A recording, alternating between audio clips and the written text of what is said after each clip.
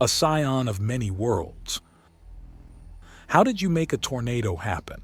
I was watching through the blessed statues, but I could see it from across the city. And you were hit by lightning and used that too. How? The Empress asks, even as she leads Jasper to one of the tables. This one in particular has an extra large cushion.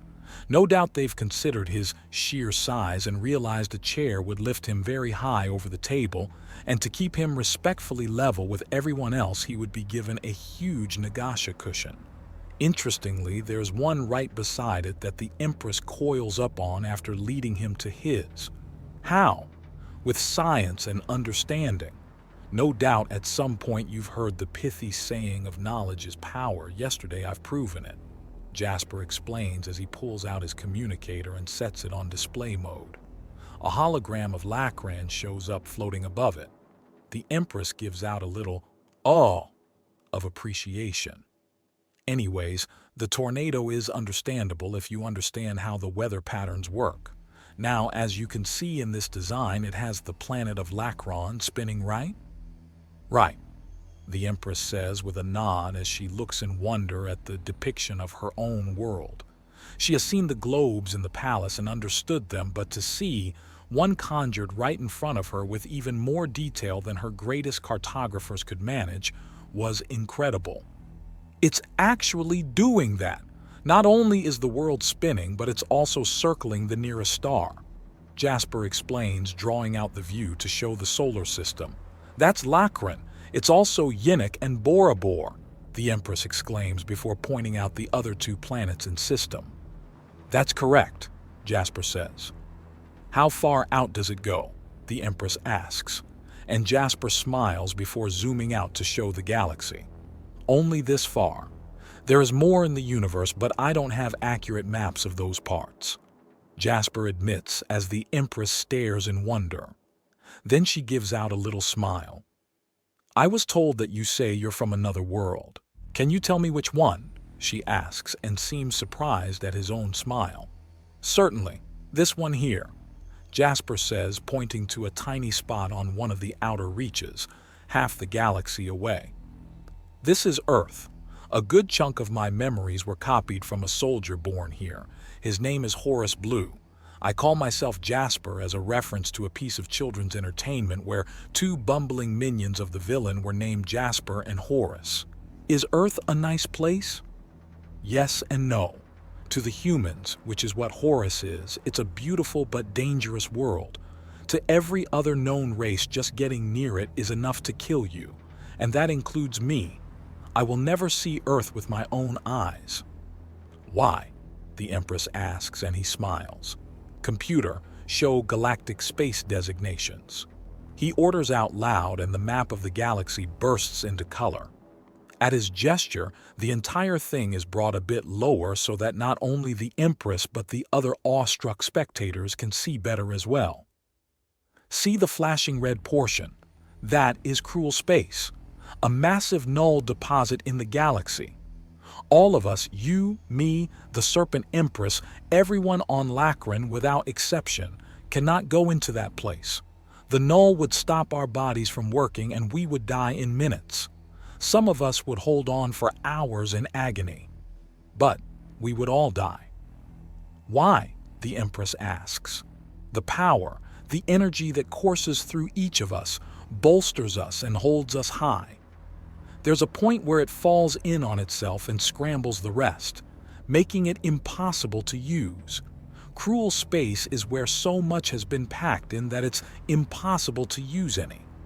All of us have parts of our bodies, important parts no less, that need the power of Axiom to work. We go into cruel space and the null blocks it, leaving us to slowly die. Think of it like starving to death. Whoa! What do the rest of the colors mean? The Empress asks, and Jasper points to the huge carpet of yellow that most of the galaxy is coated in. This indicates wild space, parts of the galaxy where the central powers have no power. As you can see, that's where Lacran is. Oh, it's the second most obviously dangerous part of the galaxy. Anything can happen out here. Second, oh right, cruel space. That's right. Now there is a benefit to being in wild space. Jasper continues his explanation, fully expecting an interruption from his almost overly attentive student. Like what?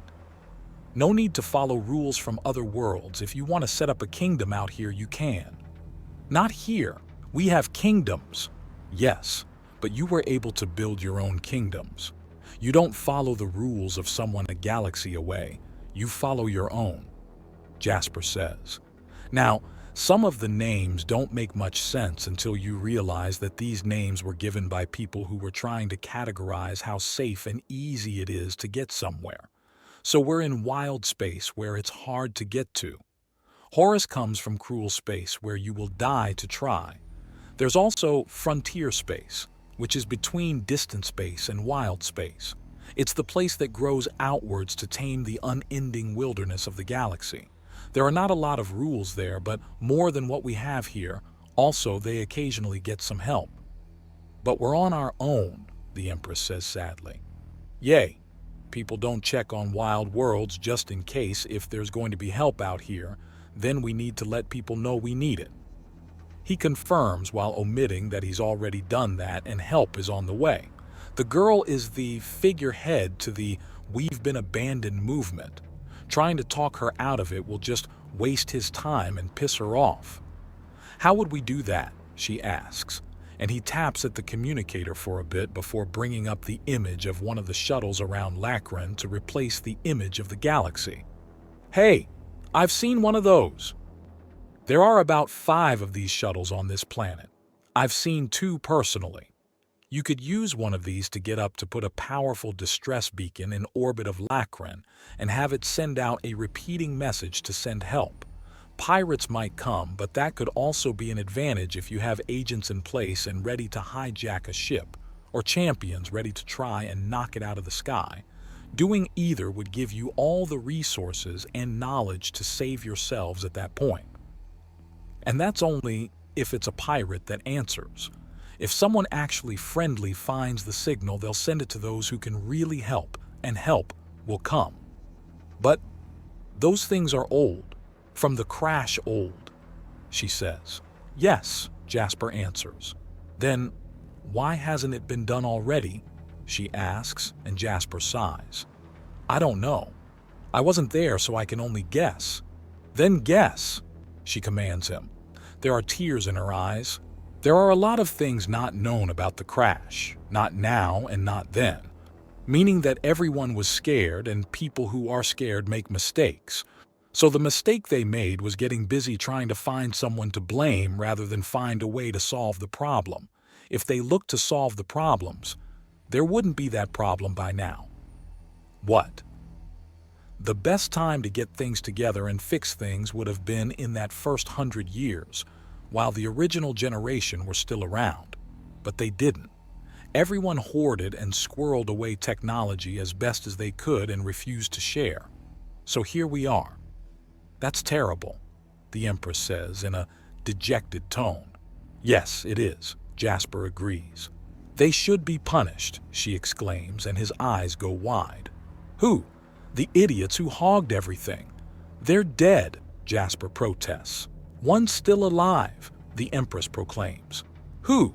The false goddess. She was a child, barely more than a baby when this all happened. Would you blame a newborn for the crimes of their parents? Yes. Then we're all guilty. There is no one on this planet that hasn't somehow contributed to this stupidity, Jasper protests, and the Empress pauses to consider things. Everyone? She asks, and he sighs. There are maybe 2 or 3 individuals that can be pardoned from blame, but they live in very weird circumstances. We've all contributed to this mess, so we all have to clean it up. All of us? Of course. Many hands make light work. If we all help just a little bit, then we can easily get it done, Jasper says, and the Empress stares at him. We can really do it? She asks, and he nods. The Empress looks around, clearly uncertain after his answer. Sure, it's one thing to know that no help is coming, but it's another entirely to consider helping yourself and being told how you could have done that. Can we talk about the tornado again? We never got to that, the Empress says, and he nods. Of course, the subject got a little heavy for a bit, didn't it? Jasper asks, and he taps at his communicator and it once again shows l'écran. Now, to understand the weather, you have to remember that the world is spinning and circling at the same time. Even when it feels like it's standing still, it's moving a lot. You're used to it, so you don't feel it at all, but the winds, especially the winds higher up, they're being stirred up by all this movement. Okay, the Empress says, and he modifies the image to show the massive currents of air in the upper atmosphere. Wait, what are those? Like the ocean and like a stream or a lake, there are currents where there's movement. These are the air currents of the planet. Now, tell me what you see about these patterns. He tells her, and the Empress frowns at the image. Wait, those are places where there are a lot of storms. The Empress realizes. That's right. Storms are born when moving air hits other air. A tornado like what I put together is made when hot air rises up and hits the moving air above. As long as the hot air below stays rising upwards. If enough hot air manages to hit the colder moving air, then it starts spinning and falling as it cools, grabbing more hot air and turning up more and more and more until this spiral hits the ground and whoosh. Wow. So, how are thunderstorms made? The Empress asks. That's an easy one, you see. All over us and even really high up there are little bits of dust. Now that's normal. There's dust everywhere, it's not a problem.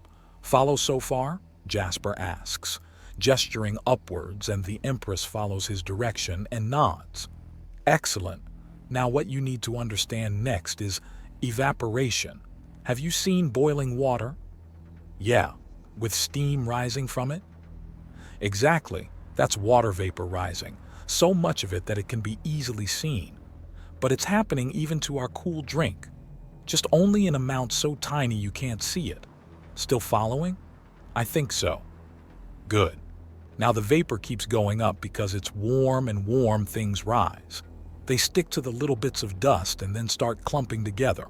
This is what makes a cloud, understand? Is that why it rains?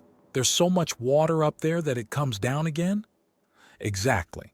After it cools down enough, it becomes water again and falls as rain, which even with the tiny bit of dust is still some of the cleanest water that can exist. Okay, so they get heavy, right? Because water weighs a lot. So it comes down and then it rains. So it brings the wind with it. But where does the lightning and thunder come from? Well, thunder is just a result of lightning. Lightning is just loud and so fast it's gone before you can hear it. Okay, so where does lightning come from? Lightning comes from the clouds rubbing together to build static electricity. Jasper explains, and the Empress looks confused. He holds out his arms. See the fur? If you rub other fur against it, you eventually get some sparks. The same happens in the clouds. The more thick and heavy clouds gather together, the more they rub together and make sparks. But clouds are really, really big, so they make a huge amount. Then the electricity grounds itself and slams down. It does this so fast that it makes a boom as it moves. That's the thunder. Wow, the Empress says, and Jasper grins to himself. You know, we teach things like this freely in Aridus Valley. Anyone who wants to can be part of the Star Seekers so long as you're willing to follow the rules. What rules? Not many. In fact, there are probably a lot less rules in Aridus Valley than there are here in the palace, Jasper notes. Really? So I could? No, I couldn't. The Empress slouches down and looks disappointed. Jasper puts his arm around her shoulders and pulls her close for a half hug. Things will change. Sooner or later, they always do, he assures her, and she offers him a smile.